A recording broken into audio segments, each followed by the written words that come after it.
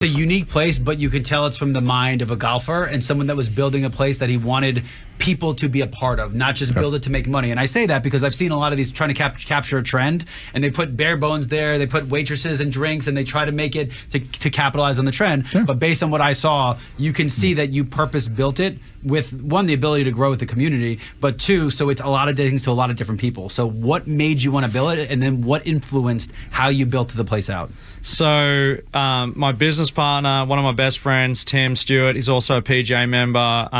You know, first and foremost, me and him built this thing together jointly. It wasn't any one of us idea. I first had the idea of doing a kids, you know, just kids. I was like, what do you do if golf's expensive in Atlanta? If you want to get a lesson for your kid, where do you take them? And if you're not a member at a country club, there's not a whole lot of options. You know, you've got maybe Bobby Jones or Charlie Yates or Candler Park, but that's kind of it. So it started there. And then as we started building it, we were kind of like, well, why would we just do the afternoons? Like, why wouldn't we do, you know, women in business clinics and adult beginner camps during the day and corporate events and so on and so. So it kind of started with that.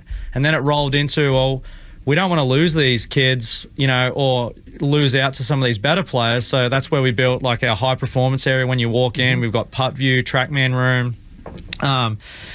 So it kind of morphed into this, you know, we'll start with kids into, well, why don't we do something with everyone? And now we've got Ladies Who Golf Atlanta use us as one of their facilities. So we do clinics every week for them. We've got, you know, 130 or 150 women coming through with that, which is nice.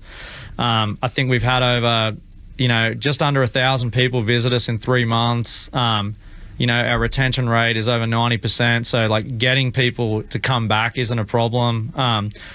And just building it, you know, we wanted it to be flexible. I mean, I know you saw it, like everywhere we've been in the world, if you build a room, you're kind of limited to, you know, you're limited to a room. That's all it is. So we wanted to create a space where you could have it like a driving range because it gave us a bit more room. We didn't have to have nets. We had an impact screen.